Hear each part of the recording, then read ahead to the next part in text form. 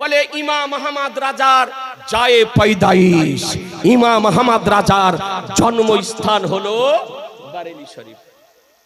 আজিজানে মোহতারাম, আজকে যে আলা হযরতের বহু বইপত্রের ইংরেজি আরবিতে ট্রান্সলেট করে পৃথিবীর সমস্ত রাষ্ট্রে আজকে আপনার পরিবেশন করা হচ্ছে, আপনাদেরকে বলবো এই যেটা আহলুস সুন্নাত আল জামাতের পথমত, তারই নাম হলো মসলকে আলা হযরত।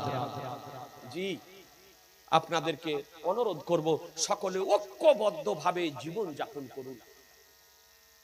আপনি সুন্নি হওয়ার পর কোন আল্লাহর ওলির বিরুদ্ধাচরণ করিয়েন না।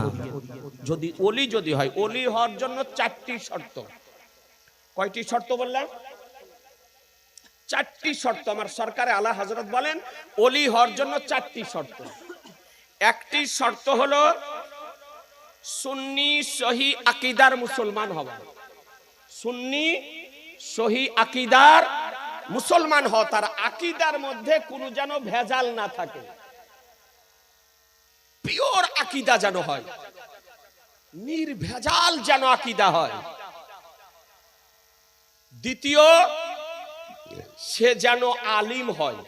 কি হয়? আলিম হয়, জ্ঞানী যেন হয়। জায়েজ নাজায়েজ, বৈধ অবৈধ, হালাল হারাম, তায়াম্মুম, ওযু, পবিত্রতা, নামাজ, রোজা, হজ, যাকাত, বিবাহ, তালাক, ব্যবসা বাণিজ্য, এই সমস্ত বিষয়ের সম্পর্কে যেন মসলা মসাইলের জ্ঞান যেন থাকে।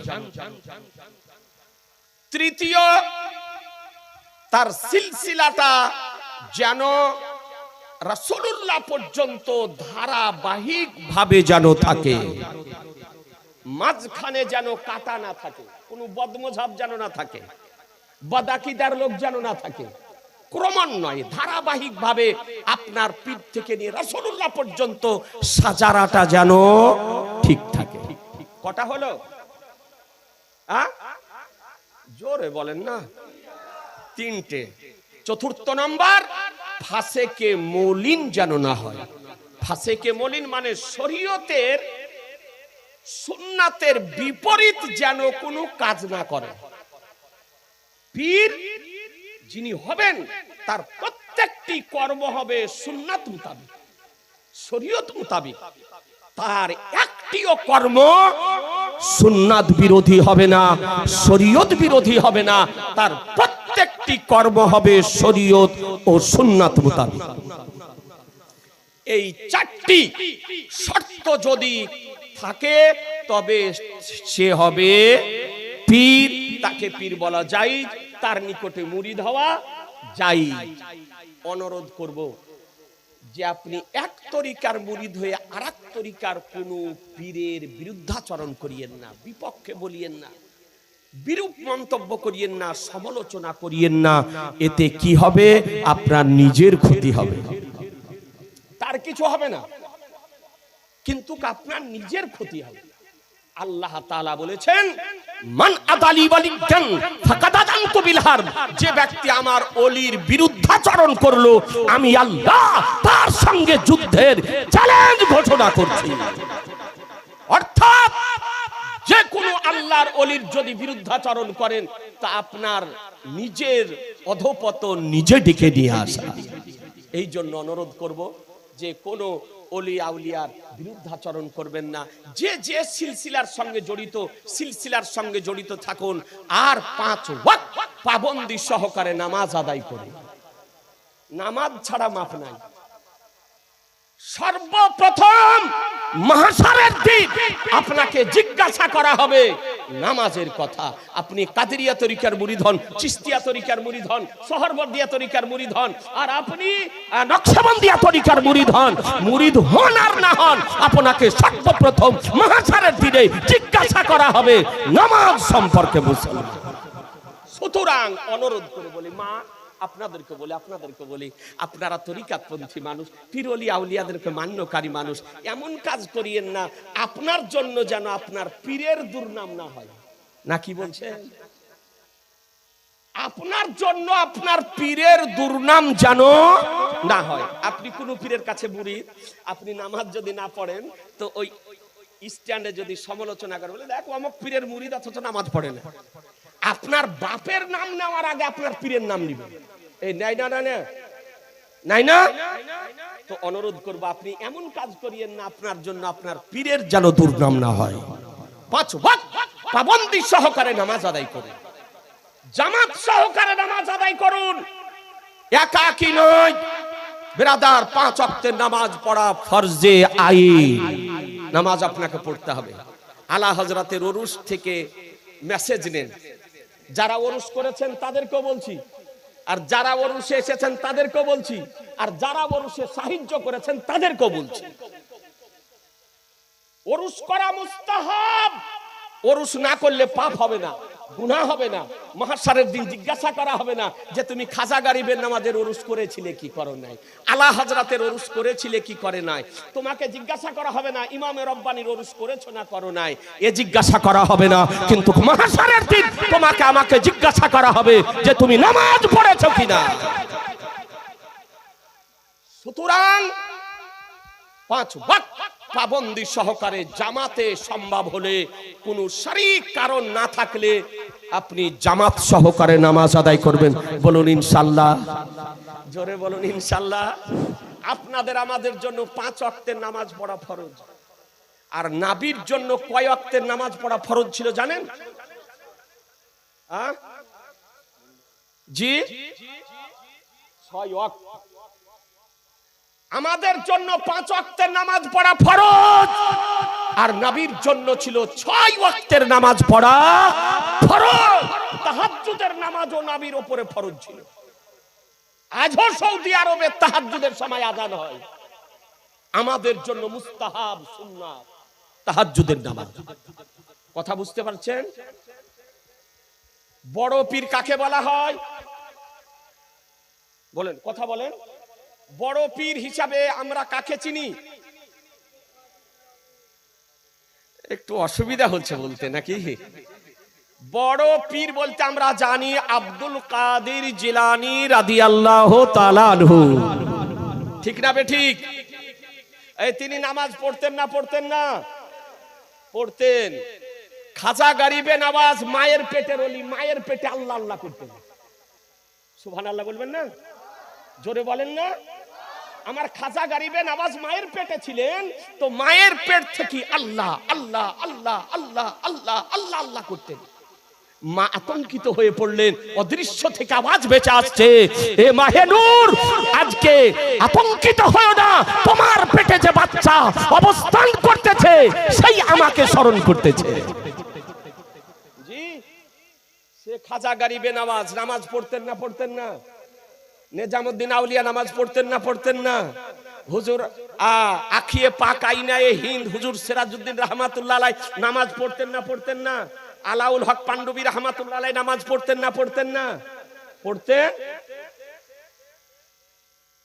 এমন কিছু গাঁজাড়ি বেরিয়েছে, গাঁজাখোর বেরিয়েছে, বলছে দিল কাবার নামাজ পড়ি। জি, মসজিদ যাই না, বাড়িতেও পড়ে না, বলছে আমি দিল কাবার নামাজ পড়ি।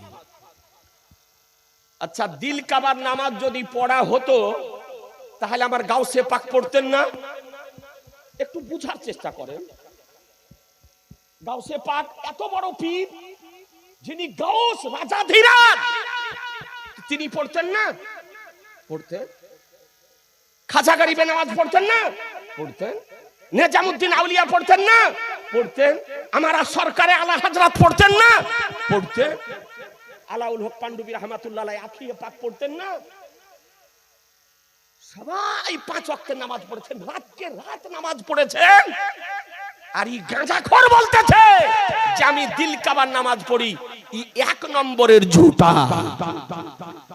এই 1 নম্বরের ঝুটা। দিল কাবার নামাজ পড়ে আর ওষুধ আপনার আছে, বুঝতে পারলেন? দিল কাবার নামাজ মানে দিলে দিলে পড়ে নিল নামাজ, একই তো বলছে দিল কাবার নামাজ। ওর ওষুধ আছে কি? ওকে সকালে খুঁটিতে বাঁধেন, দিয়ে সন্ধ্যার সমাতে 1 কাঠা দূরে বিরিয়ানি একবারে নিয়ে এসে আপনার 1 কাঠা দূরে রেখে দেন, দিয়া বলেন যে দিলে দিলে খেয়ালে নাকি বলছেন? বলে দিলে দিলে নামাজ যদি হয় তো দিলে দিলে তোর বিরিয়ানি খাওয়া হবে না, দিলে দিলে। তখন যদি বলে যে না খাওয়া হবে না, তো তখন বলে যে বিরিয়ানি যদি দিলে দিলে খাওয়া না হয় তো নামাজ আবার দিলে দিলে কি করে হয়? আজিজানে মোহতারাম, আপনাদেরকে অনুরোধ করি ভণ্ডামিগিরি বাদ দিয়ে আজকে আল্লাহ ও আল্লাহ রাসূলের বিধান মোতাবেক চলুন, পীর ওলিয়া আউলিয়াদের তরিকা মোতাবেক চলুন, ইনশাআল্লাহ ইহ জগত মঙ্গল হবে, পরজগত মঙ্গল হবে। মুসলমান অনুরোধ করে বলি ভাই, 5 ওয়াক্তের পাবন্দি সহকারে নামাজ পড়ুন, রমজান মাসে রোজা রাখুন, যাকাত দেওয়ার সামর্থ্য থাকলে যাকাত দেন, হজ করার ক্ষমতা থাকলে জীবনে একবার হজ করেন, আর তাও যদি না পারেন উমরা করার যদি ক্ষমতা যদি থাকে তো একবার আমার নবী পাকের জিয়ারত করে আসেন। নবী আমার বলেন মান যারা কবরি ওয়াজাবাত লাহু শাফাতি, যে ব্যক্তি আমার রওজা জিয়ারত করলো তার জন্য আমার সুপারিশ করা ওয়াজিব হয়ে গেল, অর্থাৎ সে জান্নাতে যাবে। জি, মোহাব্বত, নবীর মোহাব্বতের নাবি হলো ঈমান। আমরা নবীর নাম শুনে চোখে চুমা দিই না?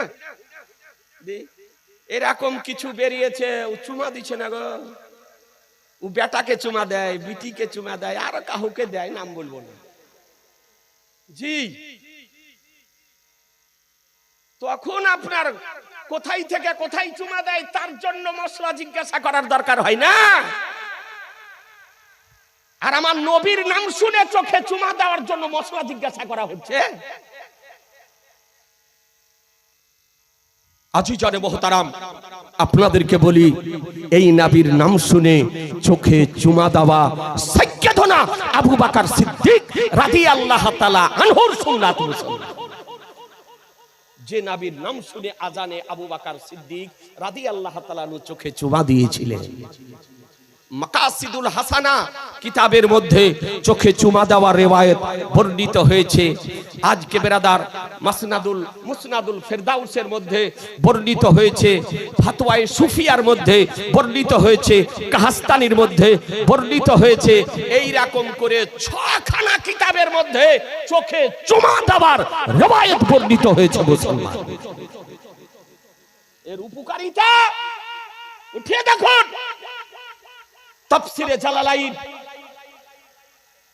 সূরা আহজাব 22 পারা 56 নম্বর আয়াত, ইয়া আইয়ুহাল্লাযিনা আমানু সাল্লু আলাইহি ওয়া সাল্লিমু তাসলিমা, আয়াতের ব্যাখ্যা করতে গিয়ে তাফসিরে জালালাইনের হাসিয়াতে আপনার লিখেছে যে নবীর নাম শুনে চোখে চুমা দেওয়া জায়েজ, মুস্তাহাব ও মুস্তাহসান। নবীর নাম শুনে চোখে চুমা যদি দেয় তবে তার উপকারিতা হলো জীবনে কোনোদিন অন্ধ হবে না, জীবনে কোনোদিন অন্ধ হবে না, চোখ কোনোদিন উঠবে না। চোখ উঠা বুঝেন কি বলে দিছে গো? চোখ উঠাই বলে চোখ কোনোদিন উঠবে না, আর অন্ধ কোনোদিন হবে না। আর কি হবে? আমার আনিসে বেকাসা সাইয়্যিদে কাউন মাকা বেকাসুকে কাস বেসাহারুকে সাহারা বেচারুকে চারা গরিবুকে হামি ইয়া তুমি কে বলি শাফিউল মুজনাবিন রাহমাতুল লিল আলামিন নবী মুহাম্মদুর রাসূলুল্লাহ সাল্লাল্লাহু তাআলা আলাইহি সাল্লাম তার জন্য সুপারিশ করবেন এবং তাকে জান্নাতে নিয়ে যাবেন। এ হলো নবীর নাম শুনে চোখে চুমা দেওয়ার উপকারিতা। আপনি উঠিয়ে দেখুন ফাতাওয়ায়ে শামী 12 খণ্ডে বিভক্ত হানাফি মাযহাবের নির্ভরযোগ্য কিতাব, সেই কিতাবের মধ্যে বাবুল আজানের মধ্যে বর্ণিত হয়েছে নবীর নাম শুনে চোখে চুমা দেওয়া মুস্তাহাব। এ বেরাদার, আজানে যদি শোনেন নবীর নাম চোখে চুমা দেন, ইকামতে যদি শোনেন নবীর নাম চোখে চুমা দেন, জালসাতে যদি শোনেন নবীর নাম চোখে চুমা দেন, মিলাদ শরীফে যদি শোনেন নবীর নাম চোখে চুমা দেন। এক কথায় মহানবীর পবিত্র নাম শোনার পর সঙ্গে সঙ্গে চোখে চুমা দেওয়া মুস্তাহাব ও মুস্তাহসান। কথা বুঝে নিলেন? আজ পর্যন্ত ভারত পৃথিবীর বুকে কোন ওয়াহাবি, কোন দেওবন্দি, কোন আপনার গায়ের মুকাল্লিদ আজকে নবীর নাম শুনে চোখে চুমা দেওয়াকে নাজায়েজ প্রমাণ করতে পারেনি। দায়িত্বশীলতার সঙ্গে বলছি, তাদের কিয়ামত পর্যন্ত কোরআন হাদিস ইজমা কিয়াসের আলোকে নবীর নাম শুনে চোখে চুমা দেওয়াকে নাজায়েজ প্রমাণ করা সম্ভব হবে না, হবে না, হবে না। কোরআন বলল, মা তাকুমুর রাসূলু ফাখুযুহু ওয়া মা নাহাকুম আনহু ফান্তাহু। রাসূল যা প্রদান করেন তা গ্রহণ করে নাও, তিনি যা বারণ করেন তা থেকে বিরত থাকো। মায়েদেরকে বলবো, মা ভালো করে শোনেন মশলা, মসজিদে যখন আজান হবে কাজ যদি করেন কাজ করা স্টপ করে দেন। আপনারাও শুনলেন, মসজিদে যখন আজান হবে কোন কাজ যদি করেন কাজ করা বন্ধ করে দেন। মা বোনেরা থাল বাসন যদি বাজেন বন্ধ করে দেন, ঝাড়ু যদি দেন বন্ধ করে দেন, কোন কাজ যদি করেন বন্ধ করে দেন। আর আদব সহকারে আজান শোনেন। কি করবেন? আজান শুনবেন আর আজানের উত্তরটা দেবেন। আর যখন নবীর নাম আসবে তখন প্রথমবার চুমা দেওয়ার সময় বলবেন, সাল্লাল্লাহু আলাইকা ইয়া রাসূলুল্লাহ, সাল্লাল্লাহু আলাইকা ইয়া রাসূলুল্লাহ। এখন মুখস্থ যদি না হয়, মাওলানা নূর আলম রেজভী সাহেবের কাছে, এই মাওলানা সাহেবদের কাছে একটু বসে একটু কাগজে লিখে নিয়ে মুখস্থ করে দিবেন। মা বোনদেরকে বলি, আপনাদেরকে লিখে নিয়ে গিয়ে দিবে বাড়িতে, আপনারা মুখস্থ করে দিবেন। দ্বিতীয়বার যখন শুনবেন, ফতোয়ায়ে স্বামীতে আছে, তখন বলবেন, কাররাত আইনি বেকা ইয়া রাসূলুল্লাহ, আল্লাহুম্মা মাত্তিনি বিসামি ওয়াল বাসার। এই পড়ে আপনি চোখে চুমা দিবেন। জীবনে কোনোদিন অন্ধ হবেন না, চোখের জ্যোতি কমবে না, আপনার চোখ কোনোদিন উঠবে না, আর নবীর শাফাত নসিব হবে এবং নবী আপনার জন্য সুপারিশ করবেন এবং নবী আপনাকে জান্নাতে নিয়ে যাবেন। জি, আজান শেষ হবে, তারপরে হাত উঠিয়ে দোয়া করবেন। মনে থাকবে? হাত উঠিয়ে দোয়া করবেন। দোয়া শেষ করে তখন কাজ করবেন। মা বোনদেরকে বলি, আপনারা বাড়িতে, তারপরে তখন কাজ করবেন। মায়েরা বাড়িতে নামাজ পড়বেন নির্জন জায়গাতে, আর আপনারা কাজ স্টপ করে দিয়ে 15-20 মিনিটের জন্য মসজিদ গিয়ে জামাত সহকারে নামাজ পড়ে এসে কাজ করবেন। বলুন ইনশাআল্লাহ, জোরে বলুন ইনশাআল্লাহ। আজি জানে মোহতারাম, আজকে নবীর সালাম আমরা দাঁড়িয়ে ইয়া নবী সালাম আলাইকা পড়ি না? কিছু বাঁদর বেরিয়েছে, বাঁদর, ই পাকা বাঁদর, আমেরিকার বাঁদর। যখন আমরা দাঁড়িয়ে ইয়া নবী পড়ছি তো সুসুর করে বেরিয়ে পালিয়েছে। পড়ে না?